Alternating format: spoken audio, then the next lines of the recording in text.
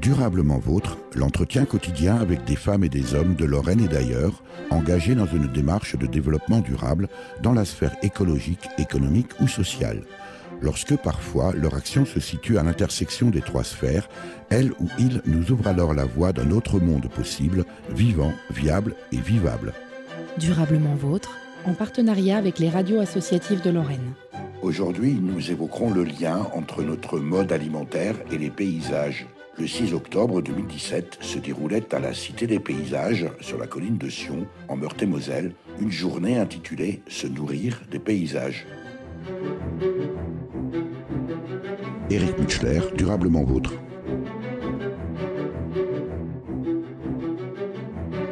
Thibaut Valois, bonjour. Bonjour. Thibaut Valois, vous êtes le directeur de la Cité des Paysages qui accueille aujourd'hui cette journée d'échange intitulée « Se nourrir des paysages ». Le titre en lui-même interpelle. On imagine qu'il y a beaucoup de choses derrière ce concept. Quel est-il au reste ? Alors, on a proposé effectivement d'organiser cette journée d'échange un petit peu ouverte largement à des acteurs de l'aménagement du territoire, des élus, des professionnels des collectivités, mais aussi des paysans, des paysagistes concepteurs. L'idée étant justement de réinterroger un peu les liens, alors qui sont effectivement assez naturels, on va dire, entre le fait que le paysage essentiellement rural, il est facteur de production alimentaire. Ça, je veux dire, quand on en parle à un agriculteur, on enfonce des portes ouvertes. Cependant, on constate bien que dans notre société, c'est des liens qui ne sont pas forcément faits naturellement. Vous voulez dire, Thibaut Valois, que l'idée, c'est de mettre le doigt sur la relation entre notre mode alimentaire et des paysages que ça génère. Exactement. C'est bien la motivation principale de cette journée, c'est remettre en évidence ces liens qu'on a peut-être un peu oubliés et surtout se demander comment les choix qu'un territoire peut faire sur sa politique alimentaire, parce que c'est des sujets qui intéressent de plus en plus les territoires. On voit qu'il y a des programmes alimentaires territoriaux qui se mettent en place. Comment un territoire peut justement, en ayant conscience des choix qu'il fait de manière alimentaire, va concevoir des paysages pour demain. Donc ça, c'est au cœur de notre réflexion. Précisément, Thibaut Valois, les partenaires qui participent à cette journée d'échange, se nourrir des paysages, alors j'imagine que oui, ont-ils conscience précisément de cette relation entre le paysage et nos modes alimentaires? Et puis de façon plus générale, pensez-vous que le citoyen, le consommateur précisément, a cette conscience ? Alors, les partenaires qu'on rassemble aujourd'hui, les acteurs qui nous ont aidés à organiser cette journée, on pourra citer effectivement la Direction régionale de l'environnement, les services de l'État donc, qui s'occupent de paysages, la Fédération française des paysages, la Chambre d'agriculture de Meurthe-et-Moselle, l'INRA Mirecourt également, qui est présente fortement dans cette journée. Des partenaires qui, évidemment, je pense que c'est des sujets qui les passionnent et qui, pour lesquels ils ont bien conscience de ces liens, de ces enjeux. Je pense justement que le citoyen est pas forcément encore très, très sensibilisé sur ces enjeux-là. On parle beaucoup, évidemment, de circuits courts, de comment on se réapproprie la consommation locale, mais par contre, on ne raisonne pas nécessairement conséquences paysagères. Donc c'est ça qui est au cœur de cette journée.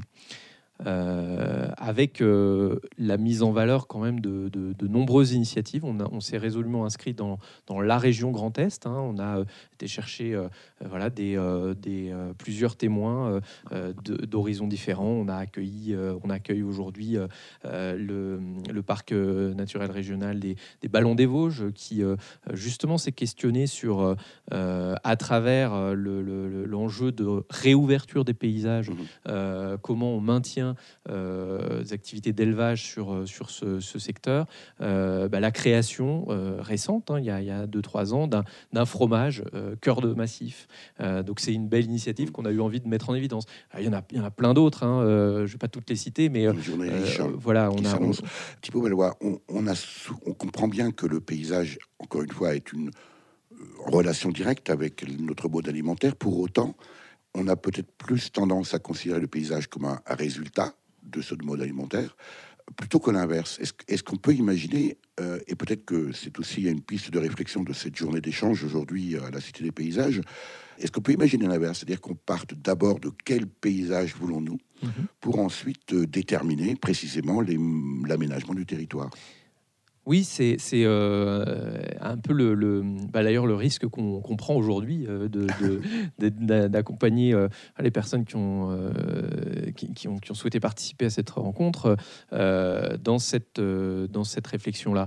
Le matin, et c'est pour ça qu'on a évoqué se nourrir des paysages, le matin, c'est composé comme un bon menu avec plusieurs possibilités justement d'initiatives qui vont nourrir la réflexion. Le temps du midi, c'est aussi un temps on va dire de dégustation. Alors là, pour de vrai, Pour le ventre. on est sur un parcours des paysages à déguster. Et l'idée, c'est qu'à chaque séquence, il y a 3 étapes, on puisse découvrir le paysage à travers ce qu'il nous offre à manger ou à boire, avec notamment la trufficulture, parce que les paysages des vergers, de la colline, offrent quelques points de vue sur des expériences de trufficulture. Donc c'est intéressant d'en parler, par exemple.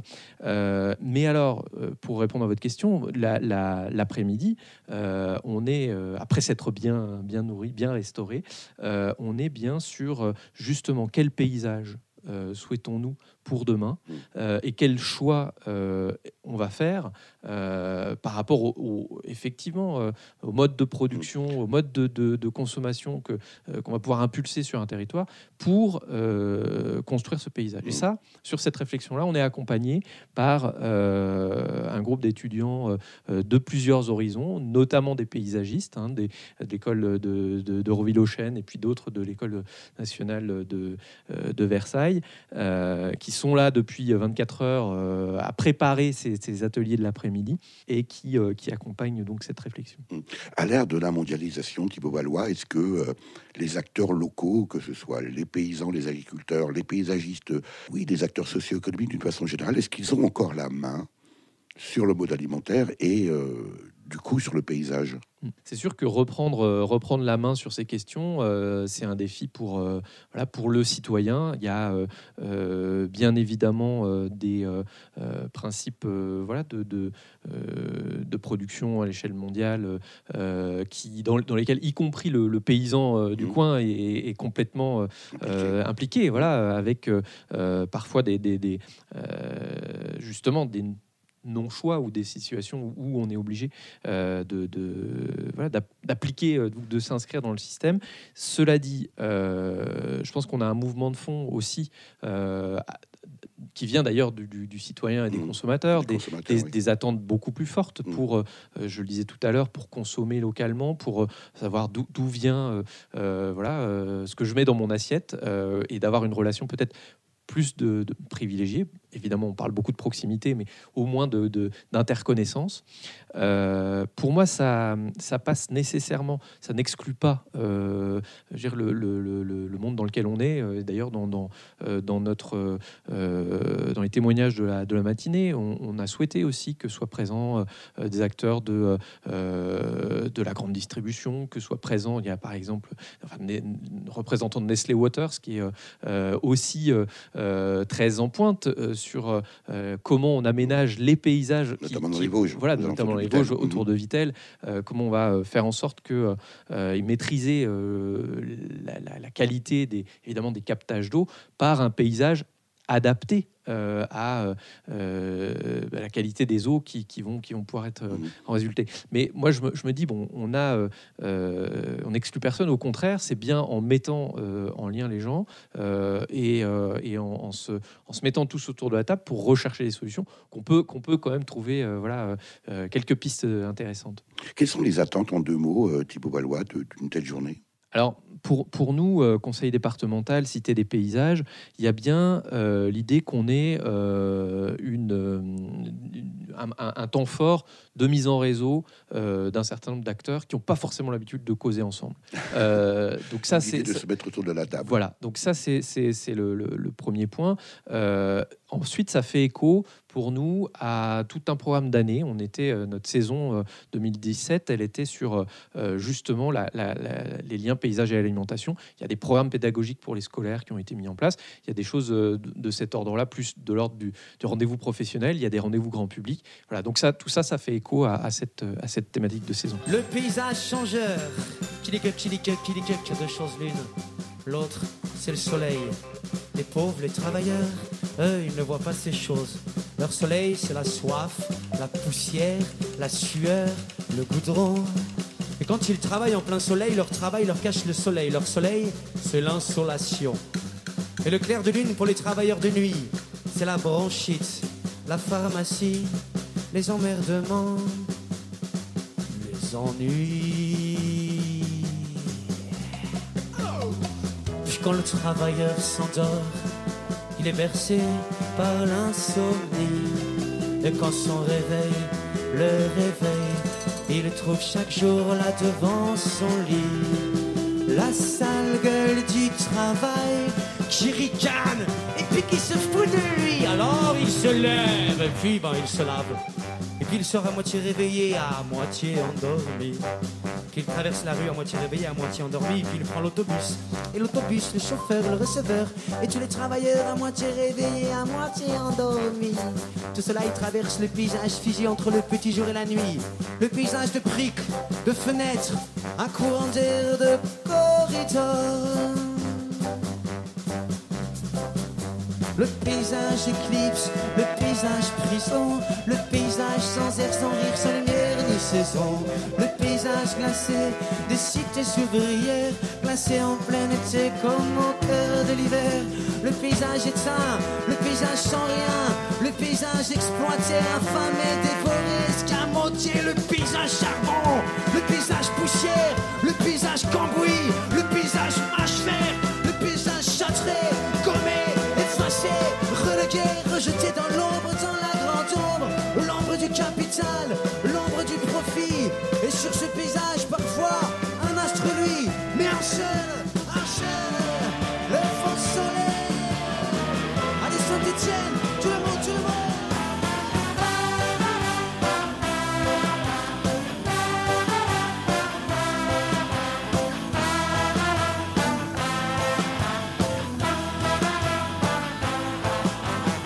Le soleil couché, le dégoûtant soleil du roi, soleil, le soleil d'Austerlitz, le soleil de Verdun, le soleil fétiche, le soleil tricolore, le soleil incolore, l'astre des désastres, l'astre de la tuerie, l'astre de la connerie, l'astre de la connerie, et le soleil mort. Saint-Étienne une dernière fois, libère ton énergie.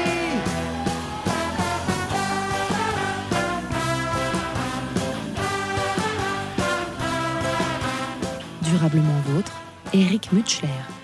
Mathias Prévost, vous êtes paysagiste, on peut le dire, à l'agence Zeppelin. On dit Zeppelin ou Zeppelin?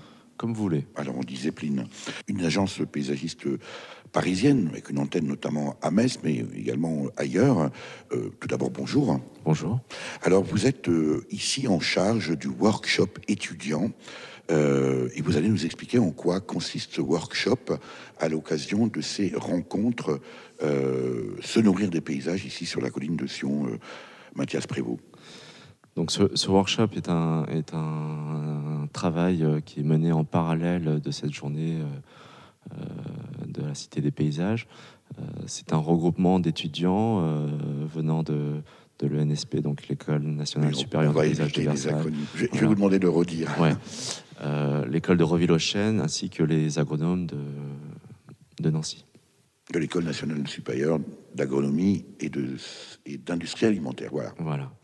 Donc ils sont là depuis hier midi et ils travaillent chacun sur un site en particulier.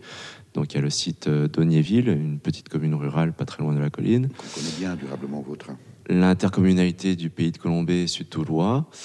Le quartier Blandan, Aussonville, Saurupt, Thermal de Nancy. Et pour finir, le territoire de Malzéville. Avec donc des caractéristiques de lieux bien différentes pour chacune, ainsi que des enjeux. L'idée étant, l'objectif étant pour eux de produire un scénario à l'issue de ces 24 heures un peu de défi, un scénario alimentaire et paysager sur chaque territoire. On peut dire, Mathias Prévost, que c'est un défi où chacun doit faire preuve d'originalité, de créativité, d'inventivité pour inventer un paysage alimentaire. Oui, on peut dire ça. Je pense que le mot-clé, un peu pour résumer le travail qu'ils ont à mener, c'est avant tout de l'intuition, parce que il faut se rendre compte qu'en 24 heures, on n'a pas le temps nécessaire pour appréhender un territoire, sa complexité, le connaître à fond. Donc, il s'agit plutôt, eux, de se mettre dans une posture rapide de projection, donc d'imaginer un peu l'avenir de ces territoires, sans pour autant pouvoir se reposer sur une analyse très fine de chaque lieu. Donc on imagine que c'est un aspect qui manque. Se déroule actuellement la restitution de ces réflexions sous forme de séances plénières pour chacun des ateliers. Vous avez déjà eu l'occasion de faire un peu le tour de ces ateliers. Qu'est-ce qu'il en ressort actuellement et quelle analyse vous faites, vous, j'allais dire, de la créativité précisément des étudiants, vous qui êtes un professionnel des paysages, Mathias Prévost? Il en ressort que je pense que de créer cet échange entre ce travail d'étudiants et les participants est utile pour plusieurs raisons. Peut-être que la première, c'est de porter un regard neuf sur les territoires, un regard un peu d'une personne qui ne connaît pas forcément le lieu, qui arrive, qui en décèle les qualités, les potentiels, les contraintes, les contradictions, et qui va proposer un regard un peu neuf et pourquoi pas naïf. Je dis pourquoi pas naïf parce que je pense que tout acteur du territoire élu à un moment croule un peu sous une accumulation de connaissances, de contraintes, d'enjeux très forts, et je pense que ça peut leur faire du bien aussi d'avoir cette vision un peu spontanée, intuitive de leur territoire. Le but n'étant pas d'amener à avoir des projets réalistes, mais plutôt de stimuler un peu la curiosité, l'intérêt, l'imaginaire. Je pense que c'est un fondement un peu de notre métier, de révéler des choses qu'on ne voit plus forcément. Alors, on peut parfois être étonné de la fonction même de paysagiste. On a tous vu des camionnettes paysagistes où finalement le métier se limite parfois à la tonte de gazon et à la restriction de haies. Évidemment, vous tiquez, vous avez raison. C'est évidemment beaucoup plus vaste que ça. Est-ce qu'aujourd'hui, on peut considérer, Mathias Prévost, que la fonction même de paysagiste, d'une part, est comprise et admise par les élus, dans un premier temps, et par peut-être nos concitoyens, et alors, a fortiori, la relation paysage et alimentation? Par rapport à la première question sur les élus, je pense que... Alors, il faut savoir qu'on est une profession relativement jeune par rapport à d'autres métiers comme les architectes. Donc, on est... on doit encore faire notre place parmi les élus, mais aussi par rapport à nos collaborateurs, qu'ils soient architectes, urbanistes ou autres. Donc... ce qui nous aide, ce qui va nous aider sûrement, c'est aussi que depuis cette année, au niveau européen, donc on a obtenu un titre de paysagiste concepteur qui va nous permettre aussi d'avoir un vrai statut et peut-être une vraie place dans les commandes publiques. Et ce qui va vous distinguer aussi. Et qui va nous distinguer également aussi des entreprises de réalisation qui se nomme aussi paysagiste. Donc ça va éclaircir un peu la situation. Et puis on espère que voilà, ça va nous permettre de conforter cette place qu'on a chèrement gagnée, quoi, et qui, je pense, petit à petit montre c'est être séduisante par rapport aux élus, parce qu'il voit bien que en fait le paysagiste, ce qui est commode avec lui, c'est qu'il est un peu le médiateur. Il va en fait il ne sera pas forcément spécialiste de chaque question, mais par contre il sera capable de fédérer un territoire, des enjeux. Alors deuxième partie de la question, le rapport entre paysage et alimentation, il n'est pas flagrant pour tout le monde, il faut en convenir. Et pourtant, la majorité de nos paysages, je vais prendre simplement le cas de notre pays, la France, la majorité de nos paysages qu'on connaît, qu'on côtoie quotidiennement, est le fruit d'une mise en culture agricole. Donc ce sont d'abord les agriculteurs qui produisent les paysages, et puis nous qui veillons à la qualité des paysages produits, ou qui les créons, ou qui les revalorisons. Voilà. Pour autant, là encore, Mathias Prévost, on pourrait imaginer que le paysage n'est que la traduction de ce rapport, je veux dire, je vais oser un gros mot, anthropologique avec son environnement. Est-ce qu'on a une maîtrise du paysage, ou est-ce que le paysage n'est que la résultante de ce rapport parfois brutal et souvent inconscient avec son environnement? On a une totale maîtrise. Il n'existe plus de paysage dit naturel ou sauvage. Oui, mais est-ce que le citoyen, est-ce que les agriculteurs... Oui, je pense que en fait, depuis un certain temps, la méthode pour faire du projet de territoire, du projet de paysage, est en train d'évoluer, et je pense qu'on va vers des démarches de concertation un peu plus appuyées, où on recueille en fait la vie, les besoins un peu finalement des gens qui bénéficient de ces paysages et qui les vivent au quotidien.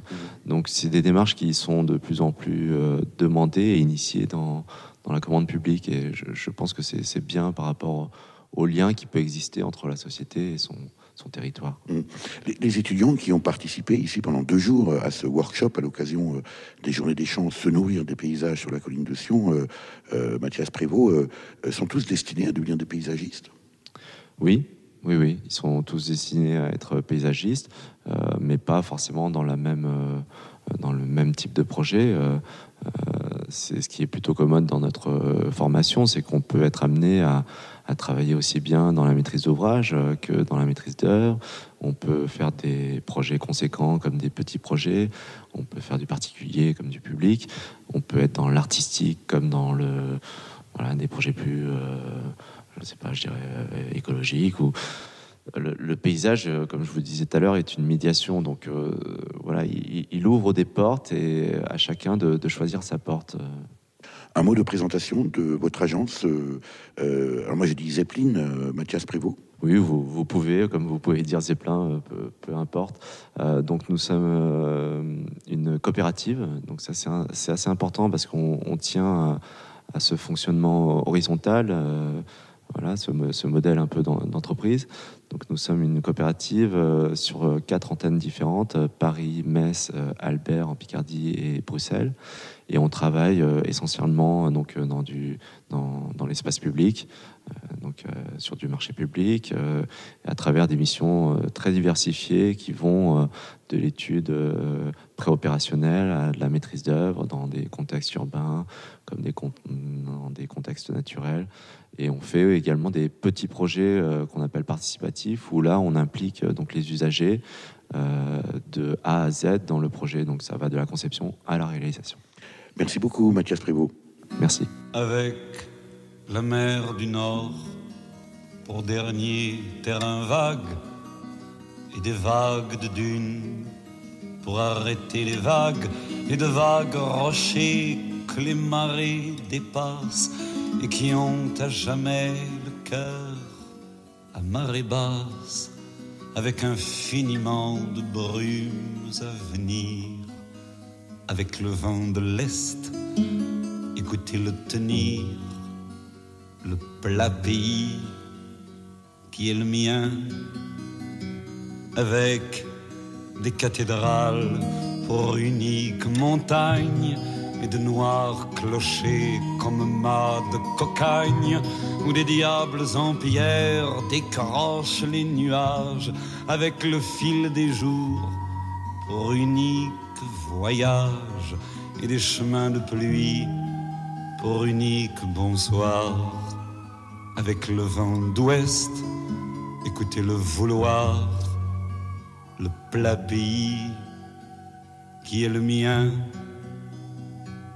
avec un ciel si bas qu'un canal s'est perdu, avec un ciel si bas qu'il fait l'humilité, avec un ciel si gris qu'un canal s'est pendu, avec un ciel si gris qu'il faut lui pardonner, avec le vent du nord qui vient s'écarteler, avec le vent du nord, écoutez-le craquer, le plat pays qui est le mien, avec de l'Italie qui descendrait l'Escaut, avec Frida la blonde quand elle devient Margot, quand les fils de novembre nous reviennent en mai, quand la plaine est fumante et tremble sous juillet, quand le vent est au rire,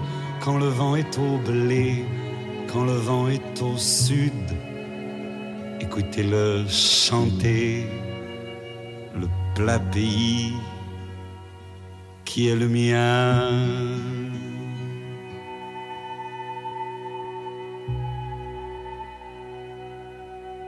Dominique Farcy, bonjour. Bonjour. Dominique Farcy, vous êtes metteur en scène au Théâtre de Cristal, et vous allez présenter à l'issue de cette journée dédiée à la thématique se nourrir des paysages, ici à la Cité des Paysages sur la colline de Sion, un extrait de votre spectacle Bon Appétit. De quoi parle ce spectacle, Dominique Farcy? Alors ce spectacle, Bon Appétit, la dernière création du Théâtre de Cristal, il est tout récent. Il date d'il y a 15 jours, on a joué il y a 15 jours sur la colline. Et ce spectacle part du rapport de l'homme, de l'humain plutôt, à la nourriture. Alors là, vous êtes en plein dans le sujet. Tout à fait. Donc on est parti au départ sur une très grosse recherche. On a, pendant plusieurs mois, on a feuilleté, on a beaucoup lu des textes qui partent de l'Antiquité à des textes beaucoup plus contemporains. On a recherché des chansons. On a beaucoup fait un gros travail d'introspection pour trouver effectivement la quinzaine de textes qui va nourrir ce spectacle. Et ensuite, nous sommes arrêtés pour monter ce spectacle à 9 chapitres du spectacle. Ce spectacle se joue à 9 chapitres. Il est ponctué par un musicien qui est en direct, donc qui joue, qui chante, mais qui est aussi comédien. Et ce spectacle raconte sur les 9 chapitres un repas. Depuis l'art de consommer local, en partant d'un merveilleux texte de Joseph Delteil, en passant par l'art d'être bien reçu, l'art de bien recevoir, les aliments du jardin, la façon d'accommoder l'homme. On a une petite touche sur le cannibalisme également, une touche sur effectivement le bilan carbone d'une assiette, donc chapitre 6, une touche évidemment sur le vin, et puis une touche sur cuisine de riches, cuisine de pauvres. Est-ce qu'on peut dire, Dominique Farcy, que c'est une manière finalement pédagogique? Alors, des bruits de fond, parce que vous êtes en train de mettre en place, bien sûr, le spectacle. Dominique Farcy, est-ce que peut-être que c'est une manière pédagogique, finalement, d'aborder la question de la nourriture? Pas pédagogique. On a surtout voulu éviter le pédagogique en disant ça c'est bien, ça c'est pas bien. Donc pas pédagogique, néanmoins ludique, artistique, plaisante, dérangeante, drôle, touchante. Tout ce qui fait ce qu'on est nous. On est des humains avec une équipe absolument magnifique qui a travaillé sur ce spectacle. L'équipe, c'est les 3 qui jouent, bien sûr, mais c'est le musicien aussi qui est formidable et qui ponctue le spectacle. Mais c'est aussi le technicien qui est capable de s'arranger et de mettre tout en œuvre pour que les gens soient bien. Et puis, c'est la costumière. Et puis, c'est toute l'équipe du Théâtre de Cristal. Un spectacle, c'est toujours une aventure artistique, une aventure collective. On viendra vous voir à l'occasion, Dominique Farcy, en spectacle et en représentation. Le Théâtre de Cristal, c'est une troupe de théâtre. Est-ce qu'on peut dire que ce sont des locaux de l'étape, Dominique Farcy? Alors, on a la chance d'être une vieille compagnie, vieille au sens noble. Notre compagnie a 30 ans. Elle va fêter ses 30 ans dans 1 an et demi. Donc ça veut dire qu'on a, en 30 ans, creusé des sillons très forts. Néanmoins, on se remet quand même toujours en question. Moi, je ne supporterais pas d'être dans des baskets et dans des pantoufles plutôt. On a besoin de se remettre en question sur chaque projet. Quand on dit on est locaux, oui, on est implanté, on est impliqué sur ce magnifique territoire Terre de Lorraine, ce qui ne veut pas dire qu'on ne joue pas ailleurs. Je procéderai de la même façon, théâtre pour tous, si j'étais implanté dans la banlieue nancéenne. Je ferai de la même façon. D'autant que la troupe, le théâtre lui-même étant implanté à Vannes-le-Châtel, ça ne vous empêche pas de tourner un peu partout en France et même à l'étranger.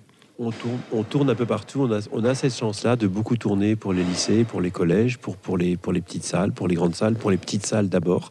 On aime aussi aller au devant des habitants et rencontrer les habitants, jouer dans les villages qui n'accueillent jamais de spectacle. Ça, on le fait depuis 30 ans et c'est important pour nous d'aller à la rencontre des habitants. Allant même jusqu'à créer une salle de spectacle à Vannes-le-Châtel. Tout à fait. Donc ça, c'est le 4e volet de la compagnie, le plus récent. On vient de créer une salle de spectacle de 90 places dans le village. Alors, salle de spectacle à notre image. Une salle de spectacle qui a été créée d'une part après 2 ans de réflexion. Ensuite, c'est une salle de spectacle modeste, mais néanmoins ouverte aux autres aussi. On y a travaillé avec des entreprises locales sur une démarche vraiment... sur une démarche... j'allais dire bio, mais sur une démarche aussi locale, très locale, circuit court avec des entreprises locales et avec 800 heures de bénévolat, de gens qui ont travaillé bénévolement dans cette salle pour pouvoir, d'une part, y produire des spectacles, nos spectacles, pour ensuite y animer nos ateliers de formation, pour ensuite y accueillir des troupes en résidence. C'est important, l'accueil des troupes de toute la France en résidence. Et puis, on termine par la diffusion de spectacles. On accueille 5 spectacles à l'année de niveau national. Je confirme. On viendra vous voir, Dominique Farcy. On va laisser vous préparer et vous costumer pour ce spectacle qui clôt donc cette journée, se nourrir des paysages ici sur la colline de Sion, la cité des paysages. Merci infiniment, Dominique Farcy, et puis à bientôt. Merci beaucoup. Durablement vôtre, Éric Mutschler. Thibaut Valois, vous êtes le directeur de la Cité des Paysages qui accueille aujourd'hui cette journée d'échange Se nourrir des paysages, et vous avez souhaité, on l'a entendu, l'intervention du Théâtre du Cristal. Pourquoi une telle intervention? Alors, c'est vrai que dans cette journée assez sérieuse, on va dire, on a souhaité quand même que nourrir les esprits, nourrir le ventre et nourrir la convivialité aussi. C'est vrai qu'on a un spectacle Bon Appétit qui a été créé cette année presque spécialement en lien avec le Théâtre de Cristal et puis le pays Terre de Lorraine qui est très impliqué sur ces thématiques-là aussi. On a du coup cette pièce ouverte qui, donc on a vu quelques extraits aujourd'hui, qui est aussi pour nous un moyen fort de créer de la convivialité, ça c'est sûr, mais aussi de donner matière à réflexion, là encore, sur les liens qu'on peut faire, paysage et alimentation. C'est une pièce qui a été jouée à 4 reprises cette saison, au mois de septembre, au mois d'octobre, en lien avec le restaurant Le Relais de la Colline, avec un repas qui accompagnait le spectacle. Je pense qu'il y a beaucoup de sujets dont on peut rire.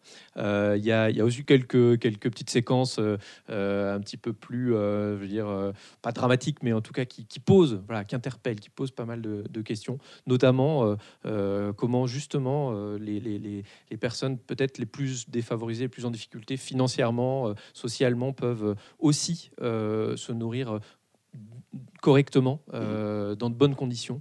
On sait que c'est un vrai défi aussi à relever dans notre société. Donc voilà un peu le sujet de l'esprit de cette animation. Vous n'avez pas le sentiment, Thibaut Valois, ramer un peu à contre-courant du mainstream de notre société actuelle, en essayant de déployer, on vient de le voir avec le Théâtre du Cristal, par exemple, d'éveiller les consciences, j'ai envie de dire, malgré tout.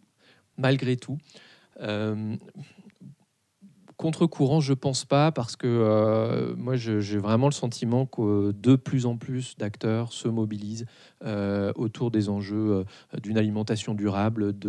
Alors, effectivement, au moins dans le propos. Au moins dans le propos. Alors, c'est sûr qu'il y a du marketing, c'est sûr que on est aussi face à un discours parfois un peu formaté, mais il y a des tendances de fond. Je pense à de nombreux territoires qui, dans notre région, se saisissent de ces questions. Donc, voilà, pour moi, c'est pas du contre-courant. mais par contre, c'est sûr qu'on y met un petit peu on est un peu aiguillon et on a envie effectivement d'attiser ces initiatives, quoi. Pour autant, le conseil départemental Meurthe-et-Moselle, Thibault Valois, est très engagé dans ces politiques de développement durable à travers l'économie circulaire, les circuits courts.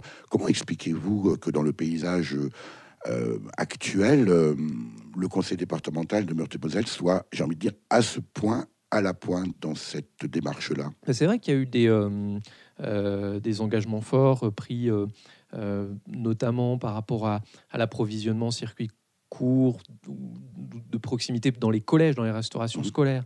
Il y a avec un certain nombre de partenaires réunis autour de la table sur le sud Meurthe-et-Mosellan, un gros travail sur un programme alimentaire de territoire. Il y a aussi des initiatives sur la lutte contre le gaspillage alimentaire qui s'inscrivent aussi dans des établissements comme les EHPAD, enfin les structures pour l'accueil des personnes âgées. Donc on a une volonté de s'engager, de faire avancer ces questions-là. Moi, je pense, oui, on est à la pointe sans doute d'un certain nombre d'initiatives, mais on n'est pas... Est-ce qu'on vous copie dans d'autres départements ? Je pense qu'il y a d'autres départements dont on peut s'inspirer aussi, hein. Il y a toujours des initiatives intéressantes à prendre chez les voisins. Donc il y a benchmarking. Voilà, il y a des échanges de bonnes pratiques qui se font. Ouais. Par exemple, on est sur l'approvisionnement en circuit de proximité. Le département du territoire de Belfort, avec qui on a eu des échanges ces derniers mois, a beaucoup travaillé sur ces questions, a pu, avec d'autres d'ailleurs, mettre en place une plateforme dédiée sur Internet qui s'appelle AgriLocal, qui permet justement l'approvisionnement des cantines de la restauration scolaire, entre autres, en produits locaux. Voilà, donc on a ce type d'initiative qu'on suit attentivement, et puis pour essayer nous aussi de progresser sur ces questions. Je veux pour composer chastement mes églogues, coucher auprès du ciel comme les astrologues, et dessous des clochers écouter en rêvant leur hymne solennel emporté par le vent. Les deux mains au menton du haut de ma mansarde, je verrai l'atelier qui chante et qui bavarde, les tuyaux, les clochers, les mâts de la cité, et les grands ciels qui font rêver comme il est doux. À travers les brumes, de voir naître l'étoile comme il est doux. À travers les brumes, de voir naître l'étoile.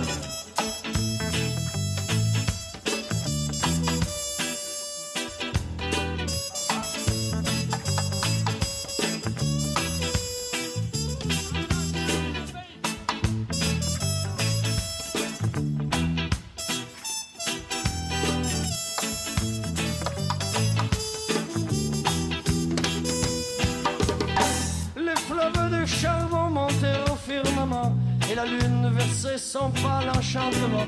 Je verrai des printemps, des étés, des automnes, et quand viendra l'hiver aux neiges monotones, je fermerai partout portières et volets pour bâtir dans la nuit mes féeriques palais. Alors je reverrai mes horizons bleuâtres, les jardins des jets d'eau pleurant dans les comme il est doux. À travers les brumes, de voir naître l'étoile comme il est doux. À travers les brumes, de voir naître l'étoile comme il est doux. À travers les brumes, de voir voir naître l'étoile comme il est doux.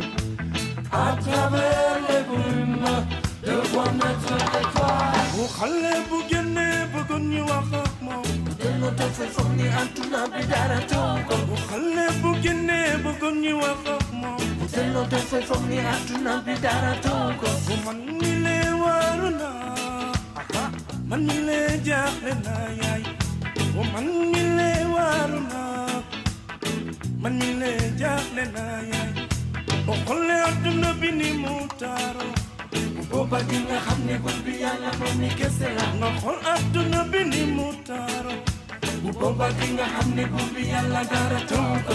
xamal la la war nga jëf la la war.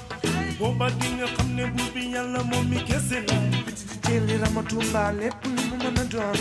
bu soobee nga xam ne nii la taaw.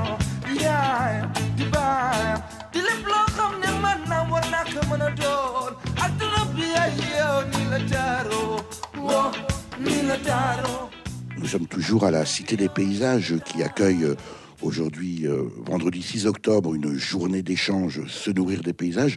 Thibaut Valois, vous êtes le directeur de cette Cité des Paysages. Alors évidemment, la Cité des Paysages sur la colline de Sion, ce n'est pas seulement l'accueil de journées d'échange telles que celle d'aujourd'hui sur la relation entre notre mode alimentaire et les paysages. Non, c'est vrai qu'on a la chance d'avoir plusieurs missions fortes qui nous sont confiées par le conseil départemental de Meurthe-et-Moselle. La première étant de s'ouvrir à tous les publics, au grand public. C'est un lieu ressource, un lieu de découverte des paysages et des enjeux de la transition écologique, avec toute une programmation d'activités grand public tout au long de la saison, de mars à novembre. Hein. On est voilà, avec des rendez-vous qui se déroulent ici et puis ailleurs en Meurthe-et-Moselle autour des espaces naturels sensibles. Ça, c'est notre première grande mission, le grand public, des expositions à découvrir. Et c'est vrai que c'était notre thématique forte de cette année, les liens paysage-alimentation. Se nourrir des paysages, c'était un sujet qu'on retrouvait à d'autres moments. Et puis deuxième grosse mission, le lien avec les scolaires, l'éducation à l'environnement. On a effectivement sur ce lieu de la colline de Sion, on accueille près de 3000 enfants, jeunes, étudiants, scolaires dans différents cadres sur des activités, des journées ou des demi-journées d'activités pédagogiques. Et particulièrement, cette année, on lance également à destination des collégiens un programme qui s'intitule « Les paysages dans mon assiette », tout simplement. Donc, il fait bien le lien avec ça. Et puis, voilà, notre grosse mission. Et puis, une troisième mission qui s'inscrit vraiment dans la thématique du jour, dans une journée d'échange comme celle-là, c'est d'être lieu ressource pour les acteurs professionnels, élus, qui s'intéressent au devenir de nos paysages. Alors, la Cité des Paysages est évidemment territorialement très ancrée, même si sa mission s'étend à l'ensemble du département de Meurthe-et-Moselle, Thibaut Valois. Mais est-ce que vous avez le sentiment que la présence de la Cité des Paysages, en particulier dans le Saintois, fait bouger les lignes ? C'est vrai qu'on a cette chance d'être un petit peu enfin, c'est pas moi qui le dis, ce sont les habitants du Saintois. La colline de Sion, c'est un peu forcément un phare, quoi, par rapport à rien que physiquement. C'est le Mont Saint-Michel, de la Lorraine, c'est le Mont Saint-Odile de la Lorraine. Exactement. Ouais, on peut donner cette comparaison avec évidemment toute proportion gardée la notoriété, mais qui croît. Moi, je pense, cette notoriété, elle croît ces dernières années. À mesure que se développe effectivement un programme culturel et oui, mais c'est pas tout à fait cohérent. C'est pas tout à fait votre question. C'est pas tout à fait votre question. Non, mais tout à fait l'aspect ressources que constitue la Cité des Paysages. Moi, je pense aussi que ça fait bouger quelques lignes en ce moment sur les territoires environnants. On a ces derniers mois accueilli une formation des élus de la communauté de communes du Saintois sur les enjeux du paysage et comment ces enjeux peuvent nourrir le projet de territoire qui est en cours de discussion, d'élaboration. On réfléchit beaucoup justement avec les élus du Saintois à la manière dont à l'avenir, justement, cette cité des paysages peut être aussi facilitatrice d'un certain nombre d'initiatives, notamment celle du village à énergie positive d'Ognéville, qui est à quelques kilomètres, même hectomètres d'ici. Que nous avons déjà visité avec Durablement Vôtre. Ouais. Donc, du coup, voilà, c'est aussi un outil fort pour les acteurs de la proximité. En même temps, Thibaut Valois, le Saintois, territoire à dominante rurale, on sait que le monde paysan a parfois du mal à changer, met du temps à évoluer culturellement. Est-ce que là aussi, la Cité des Paysages intervient? Et puis, est-ce que vous y croyez, vous, personnellement, à cette mutation? On parle beaucoup de transition aujourd'hui. Bien sûr, j'y crois, oui. À cette transition, je l'appelle de mes voeux, et puis je la perçois aussi dans un certain nombre d'évolutions, même récentes, dans la profession agricole. On voit quand même de nombreux paysans qui se tournent vers le bio, ou sans aller jusqu'au bio, se questionnent sur voilà sur le glyphosate, par exemple, sur le glyphosate, sur la quantité effectivement de phytosanitaires qui est utilisée, qui se lancent dans des défis éco-phyto pour réduire leur consommation, et qui sont des paysans qui sont de plus en plus attentifs aussi à la proximité entretenue avec les citoyens. Je pense que ils sont en attente aussi, voilà, qu'on les aide à faire connaître leur travail et à faire connaître les évolutions en cours. Durablement Vôtre, Éric Mutschler.